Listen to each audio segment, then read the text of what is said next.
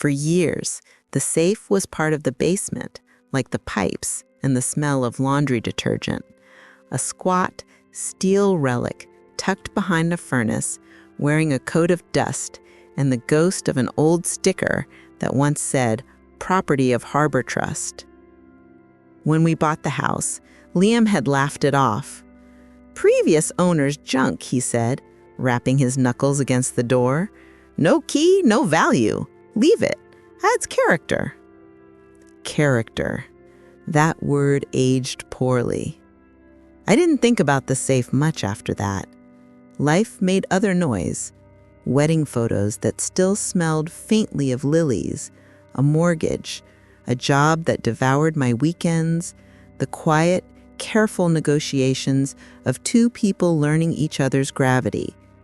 When I did notice it, usually while hauling down boxes of Christmas ornaments, I felt the faint, childish tug of curiosity. Then I'd remind myself that marriage is a practice in trust. Some doors are better left closed. But trust turned slippery the day the plumber came. He'd been called for a simple leak, the kind that turns a steady drip into a slow paranoia. I followed him down the stairs, hugging my sweater to fight the damp, and there it was, the safe, newly haloed in a puddle of light because Liam had moved the storage rack. I stared, distracted, while the plumber made polite small talk about corroded couplings. My gaze snagged on something I hadn't noticed before, a hairline crack around the keypad plate, a faint shimmer of old adhesive beneath it, like someone had pried the cover off and glued it back. "Ever open that?" the plumber asked conversationally, tightening a wrench. "No key, no code." He grinned. "Old bank models use override slots. Locksmith could pop it. Or, YouTube and a sacrificial bobby pin." When he left, his joke clung to me like pipe sweat. A locksmith number sat harmlessly on a magnet under a smiling citrus magnet. I stared at the digits until my phone dialed them on its own. The locksmith was brisk, professional, exactly the kind of man who doesn't ask why your voice shakes when you give an address. He arrived with a rolling case that looked like it could perform minor surgery. "This one's older," he said, crouching. "No violence if I can help it." Liam was at a client dinner, a phrase that had expanded lately to include late returns and cologne that didn't smell like ours. I told myself I was opening a curiosity, not a suspicion. The locksmith worked in murmurs, graphite, tension wrench, a slender key blank that kissed the tumblers. Metal whispered to metal, the safe exhaled a tired clunk, and the door drifted open on a sigh of stale air. Inside were 4 tidy stacks, a leather folio, a cigar box, a wrapped bundle of cash banded by a bank's paper sleeve, and a black velvet pouch tied with red thread. My stomach went cold. I reached for the folio first. It held documents in plastic sleeves, photocopies of passports, 2 for Liam with different birth dates, different cities, a third for a man named James Harrow, whose photograph had Liam's mouth shaped into a stranger's smile. There were airline itineraries to cities we'd never visited, hotel receipts paid in cash, and a rental agreement for an apartment across town I'd never heard of. The cigar box wasn't cigars. It held photographs. Liam in a cafe with a woman I didn't know, her hand on his. Liam on a beach, sunburned and grinning, a little girl on his shoulders, her curls frothing in the wind, while he pointed toward the horizon like a promise. On the back of one photo, in looping ink, "To Jay, thank you for keeping us safe. M." The cash was crisp. The bank sleeve date was last month. My fingers fumbled the velvet pouch. Something soft and metallic slid into my palm. A wedding band I'd never seen, engraved inside with J plus M. Always. Beside it, a tiny gold charm in the shape of a lighthouse.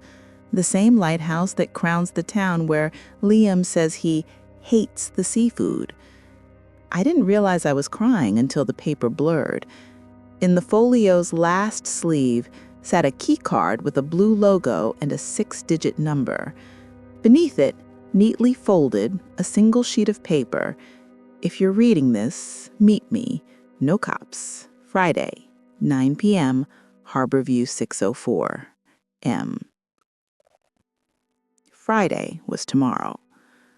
Upstairs, a car door slammed, a familiar cadence on the front steps. Liam whistling, the sound bright and ordinary, climbing toward the life he'd taught me to trust. I wiped my face with the back of my wrist, slid the folio shut, and stared at the open mouth of the safe. Its darkness waited, patient, like a story that had already decided how it would end. By the time the front door opened and Liam called my name, I'd made a decision. I didn't know who M was or which version of the man hanging up his coat belonged to me, but I knew where I'd be at 9 p.m. on Friday, standing at the threshold of Harborview 604, holding the key card like a question I already knew the answer to. Friday came like a storm front, heavy with pressure. Every tick of the clock at work was a drumbeat in my chest. I caught myself checking the folded paper in my purse 12 times, running my thumb over the address and the scrawled initials, M. By 8:30 p.m., I stood across the street from Harborview Towers, a sleek building of glass and steel that didn't belong to my ordinary life. My reflection in the revolving doors looked like a stranger, coat button too high, lipstick too bright, eyes wide and unsteady. Inside, the lobby smelled faintly of lemon polish and money. A security guard glanced up from his desk. My pulse raced. But when I held up the key card, he waved me through like I belonged. The elevator hummed as it climbed. At floor 6, the doors parted with a muted chime. The carpeted hall stretched quiet and empty. Apartment 604 was halfway down, its brass numbers gleaming under soft light. I slid the card. The lock clicked green. The door swung inward to a space I couldn't reconcile with the man I'd married. It wasn't just another apartment. It was a second life. The living room was warm, lived in. A blue throw blanket draped over the couch. Children's books stacked on a coffee table. A vase of wilting daisies sat in the window, petals scattered like confetti. And then the photo frames, everywhere. On shelves, on the mantel, lined along the hallway wall. Liam. My Liam. Except not. In one, he stood with the woman from this cigar box photo, her arm looped around his waist, her smile easy, familiar. In another, he knelt in the grass, the little girl clinging to his neck, his expression soft and unguarded in a way I'd never seen. A family portrait, framed in silver. The three of them together, Liam's hand resting protectively on the child's shoulder. The sound of keys rattling in the hall snapped me back. Panic surged. The doorknob twisted. I darted into the kitchen, heart pounding. A grocery bag thudded onto the counter. Footsteps. A woman's voice, light and melodic. "Sweetheart, are you hungry? I picked up your favorite." My breath caught. Then a child's laughter rang down the hallway. "Daddy, look!" Daddy. I pressed myself against the wall, clutching the edge of the counter as the truth settled in, heavier than the steel safe, heavier than any vow. Liam hadn't just lied to me, he'd built an entire world without me, and I was standing in the middle of it. I didn't breathe as voices filled the apartment. The clatter of shoes, the rustle of grocery bags, the effortless rhythm of people who belonged to each other. From the hallway, the little girl's laughter bubbled again. "Daddy, can we play after dinner?" "Yes, Bug," Liam's voice answered, warm and unguarded, "but only if you eat your vegetables." The sound struck me harder than any scream could have. It was the same voice he used to coax me out of bad moods, the same playful lilt that once made me love him. Except now, it was being spent on someone else, on them. I forced myself to stay still, pressed flat against the kitchen wall. The woman, M, hummed as she unpacked groceries, the crinkle of paper bags punctuating her words. "Did you remember to call the landlord about the heat?" Liam's laugh drifted closer. "Of course I did. You think I'd let my girls freeze?" My girls.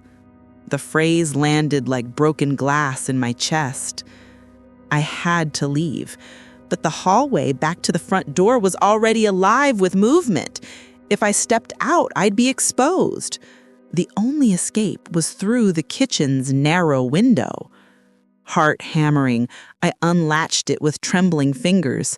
The hinges whined softly. I froze, praying the sound drowned beneath the hum of their life. Then, slowly, I pushed it open, the night air biting against my flushed skin. One leg out, then the other. My shoes scraped the sill as I lowered myself onto the fire escape. That's when I heard it. Liam's footsteps, heading straight for the kitchen. "Babe, where's the corkscrew?"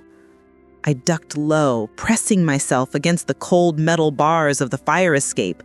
The curtains shifted as he entered the room. For a terrifying moment, I thought he'd look out the window. Instead, I heard drawers slide open, silverware clinking, his voice humming under his breath. Then the child's call, "Daddy, come quick!"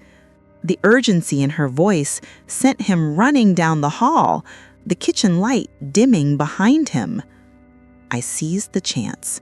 Clambering down the fire escape, I didn't stop until my feet hit the alley. My lungs burned as I fled, the echo of their laughter chasing me like wolves. By the time I reached my car, tears blurred the world into streaks of neon. I gripped the steering wheel, shaking, as the truth seared itself into me. Liam wasn't just unfaithful. He had 2 lives, 2 homes, 2 families. And now, I wasn't sure which one of us was the secret. I drove aimlessly for an hour, headlights carving empty roads, the radio hissing static I couldn't bear to silence. Every mile only deepened the fracture inside me. My husband, my Liam, was living as James Harrow, complete with the woman and child who called him theirs. By the time I pulled into a deserted rest stop, my hands were trembling too hard to keep driving. I killed the engine and sat in the dark, the glow of the dashboard clock ticking past midnight. Questions clawed at me. How long had this been going on? Had it started before me or after our vows? And the little girl with his smile, was she his daughter? I yanked the folio from my bag, flipping through the documents under the harsh dome light.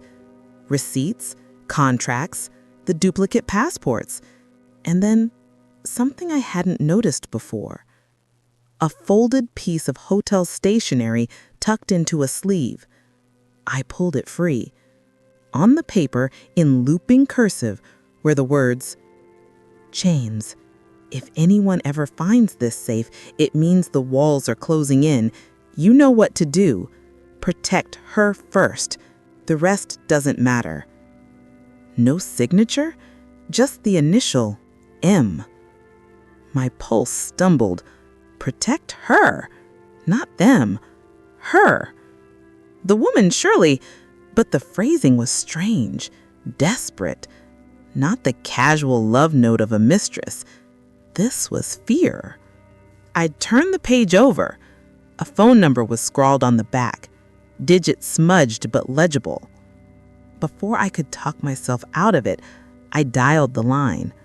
It rang once, twice. A woman's voice answered, hoarse and sharp. "James?" My stomach dropped. "No, My throat tightened. "Who is this?"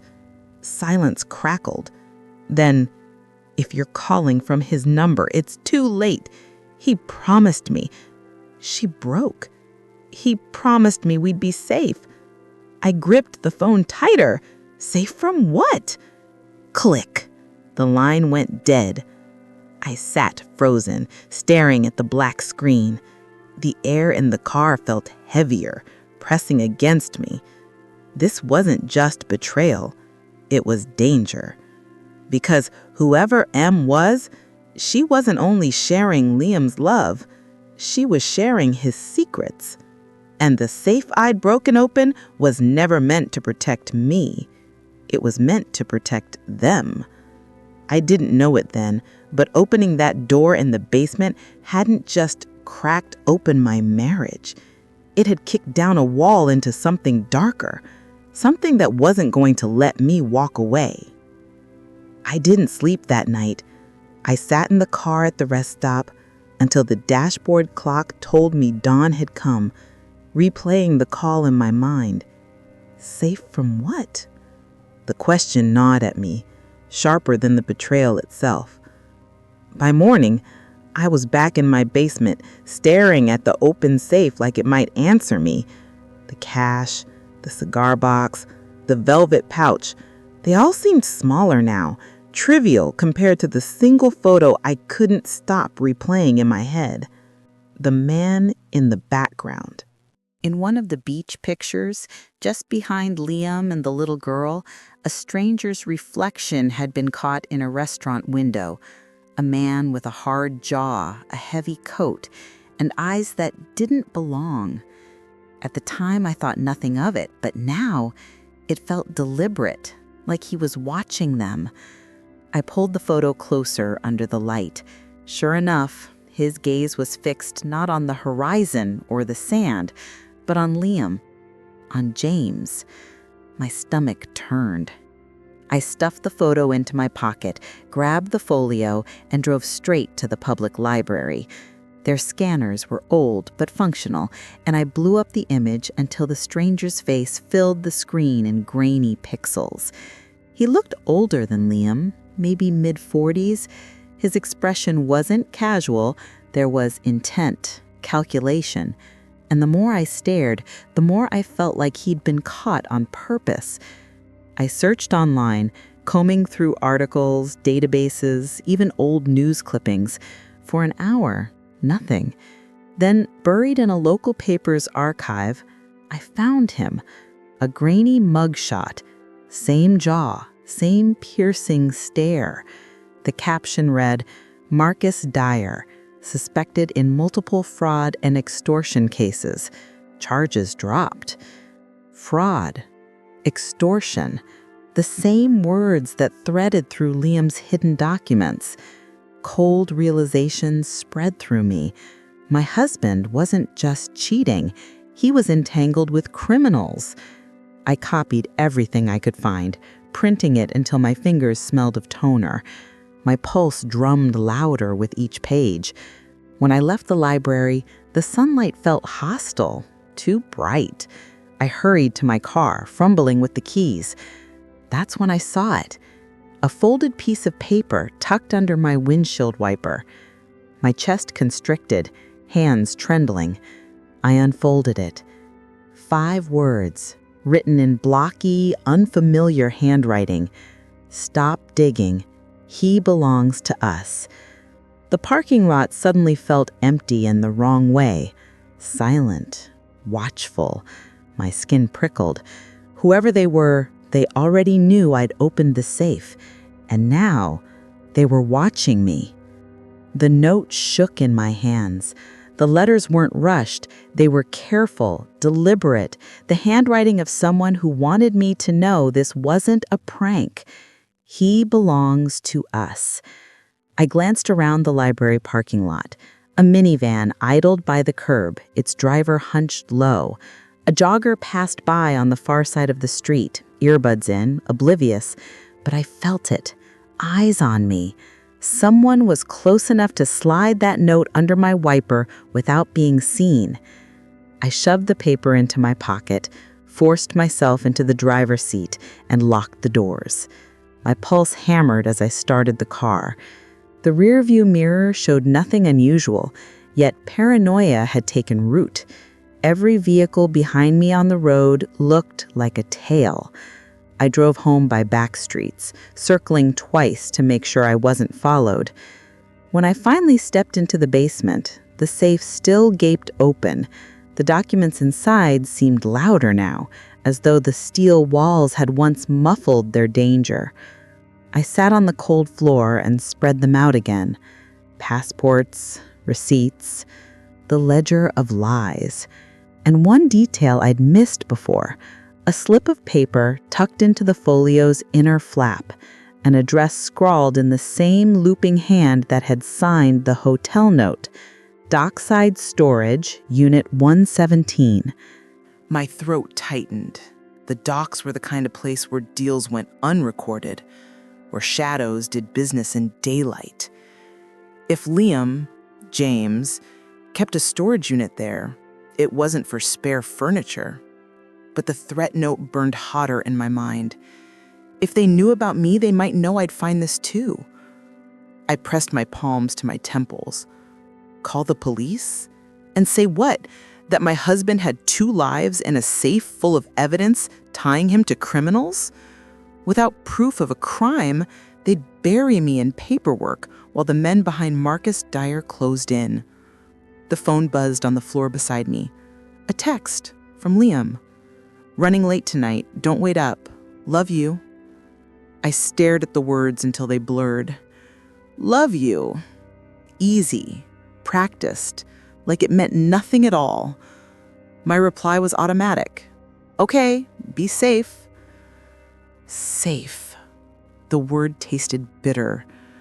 I slipped the dockside address into my pocket, stuffed the most incriminating documents into a backpack, and zipped it shut. If Liam was part of this, if they already claimed him, then the only way to survive was to know more than he ever thought I would. The safe had cracked open his double life. Now, the storage unit might tell me why a man like Marcus Dyer believed Liam belonged to him, and why they were willing to threaten me to keep it buried. The docks smelled of salt and rust, the air heavy with the tang of old oil and forgotten tides. I parked 2 blocks away, pulling my hood up against the drizzle, and walked the rest. The storage facility loomed at the edge of the water, rows of corrugated doors, each one numbered in fading paint, the chain-link fence buzzing faintly with a dying floodlight. Unit 117 sat near the end of the row. The padlock looked ordinary, but the number on my slip of paper matched. My hands shook as I slipped the duplicate key from the velvet pouch I'd taken from the safe. To my surprise, it fit. The lock clicked open. Inside, the unit was larger than I expected. Stacks of bankers' boxes lined the walls, their cardboard bulging with papers. Against the far wall sat a metal filing cabinet, its drawers labeled in Liam's blocky handwriting. But what stopped me cold was the corkboard. Pinned across it were photographs, news clippings, maps. Lines of red string connected faces to places, headlines to bank accounts. And in the very center, circled in thick black marker, was a mugshot I recognized instantly. Marcus Dyer. The same man from the photograph. Notes scrawled around his picture in Liam's handwriting: extortion, fraud, blackmail, dangerous, never alone. I staggered closer, my eyes darting over the connections. Some lines led to local businessmen, others to politicians. Receipts pinned beneath them suggested payoffs, large sums moved offshore, laundered clean. My pulse quickened. Liam hadn't just been complicit, he'd been documenting them, tracking them. The realization chilled me. My husband wasn't hiding from me, he was hiding with me. I opened one of the boxes, thumbing through manila folders stuffed with photos and reports. Some pages bore Liam's handwriting, others typed on official letterhead. My heart stuttered when I saw the seal, FBI Confidential. Liam wasn't just cheating. He was an informant. A sound cracked the silence, the crunch of gravel just outside. I froze, every nerve lit. Footsteps, slow, heavy. I killed the unit's bare bulb with a twist, plunging the space into darkness. My breath rasped loud in my ears as a shadow slipped across the thin gap under the door. A voice followed, low, male, calm. "We know you're in there." The doorknob rattled, then a pause. "Tell your husband this is his last chance. He either gives us what we want," the voice trailed off into a chuckle, "or we take it from her instead."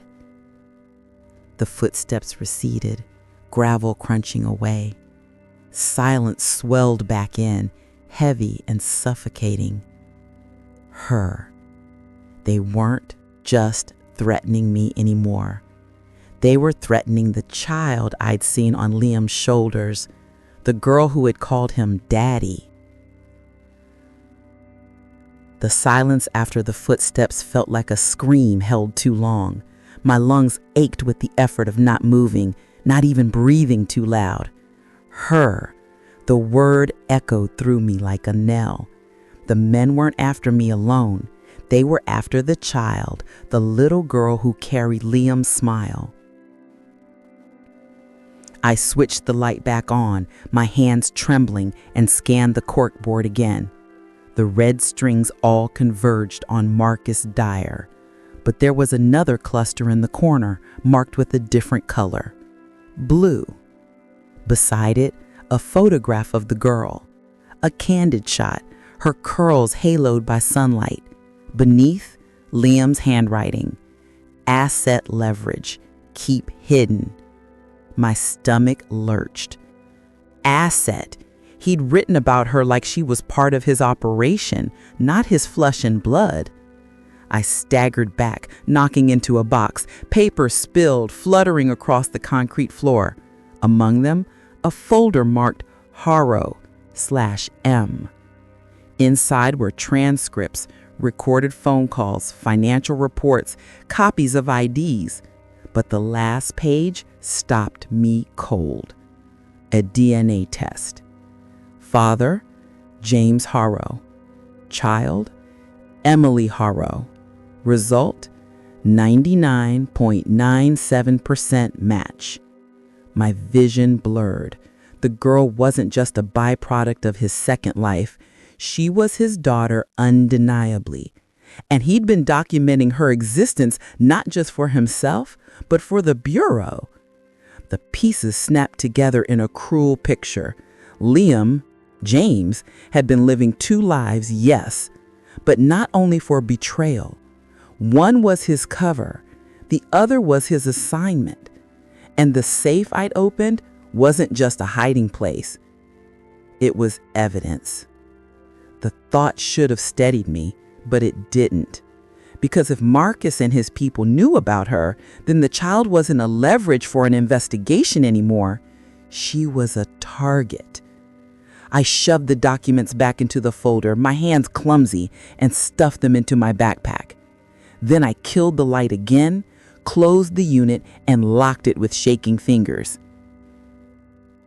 The drizzle outside had turned to rain, needling cold against my skin. I hurried back toward my car, hugging the bag to my chest. But halfway there, I stopped dead. A figure leaned against my driver's side door, tall, broad-shouldered, a cigarette tip glowing in the wet dark. Marcus Dyer. He smiled when he saw me, slow and wolfish, as if he'd been expecting this exact moment. "Looks like you've been doing your husband's homework for him," he said. His voice was silk stretched over iron. He flicked the cigarette away and stepped closer. "Why don't we take a little drive, you and me? Talk about what's really in that bag." Rain hammered the pavement. My heart thundered louder. I gripped the strap of the backpack like it was the only weapon I had. Because in that moment, I realized something terrifying. I might not just be the wife Liam lied to. I might be the only thing standing between Marcus and his daughter. The rain stung my face as Marcus closed the distance, each step deliberate. I backed away, clutching the backpack tighter, but there was nowhere to go. The chain-link fence boxed me in, and my car sat behind him like bait. "Relax," he said smoothly, lifting his hands as if we were acquaintances meeting in the street. "I'm not here to hurt you, not if you're smart." My voice cracked. "Stay away from me." Marcus chuckled, low and dark. "You sound just like him, always bluffing, always stalling. But you and I both know James can't protect you anymore. Not from me, not from the people he crossed." His eyes dropped to the bag. "That's what I want. Give me the files and you walk away. You'll never hear my name again." I hesitated, water dripping into my eyes, my breath ragged. Everything in me screamed to hand it over, to let the nightmare end. But the image of the little girl, Emily, flashed in my mind. Her laughter, her innocence. If Marcus had the files, she'd become more than leverage. She'd become currency. "No," I whispered, surprising myself. "Not until I know the truth." Something flickered in his expression. Amusement, maybe even admiration. Then it hardened. "Brave, stupid, but brave." He stepped closer, voice dropping to a whisper sharp enough to cut. "Do you know what's in there? Your husband's sins, every deal, every payoff, every betrayal. He wasn't just lying to you, sweetheart. He was lying to all of us." I swallowed hard. "And you want to bury it?" "I want balance restored," Marcus corrected. "James made promises. He broke them. Now I clean up." He extended his hand, palm up, like a gentleman making an offer. "Give me the bag and you'll live to rebuild your little life. Refuse?" His smile was a knife. "And you'll vanish just like he will." Lightning split the sky, illuminating the rain-slick lot. For an instant, I saw the truth in his face. This wasn't a negotiation. It was a warning. But before I could move, a pair of headlights swept across the lot. A car screeched to a halt, tires hissing against wet asphalt. The driver's door flew open. "Get away from her." It was Liam, or James, or whatever his name truly was. Soaked, wild-eyed, he stood in the rain, gun raised, aimed squarely at Marcus. My husband, the man I thought I knew, wasn't coming home from a client dinner. He was walking into a war. The rain turned silver in the glare of headlights, cascading in sheets between the three of us. James's gun, didn't waver. His voice, though, was tight, urgent. "Back away, Marcus, now." Marcus laughed, the sound booming over the storm. "There he is, the great James Harrow, or should I say, the Bureau's favorite pet." He spread his arms wide, daring the bullet. "Go on then, do it.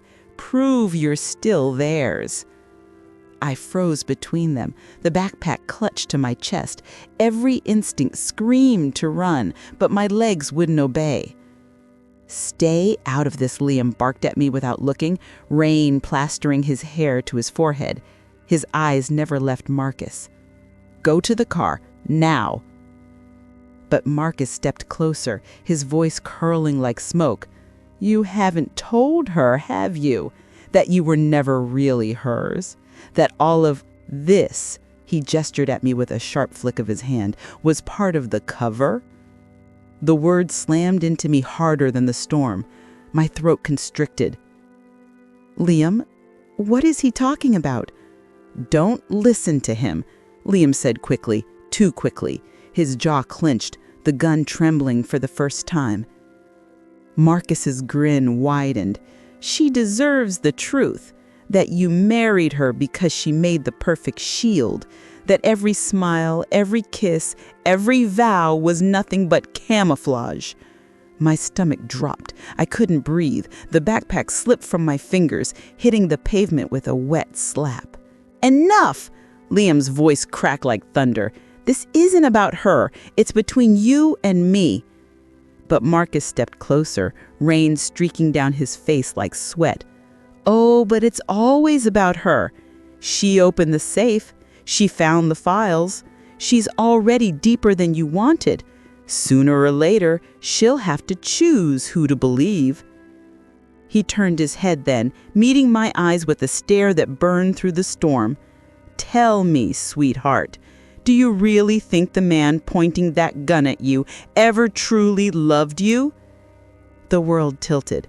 My chest heaved with betrayal, fury, grief. Liam's silence in that moment was louder than any denial. And then it happened, too fast to stop. Marcus lunged. The gun fired. A scream tore from my throat as the sound split the night. When the smoke cleared, one man was on his knees in the rain, clutching his side. The other still stood, weapons smoking, eyes blazing. And I finally understood, no matter which of them fell, I had already lost the man I thought was mine.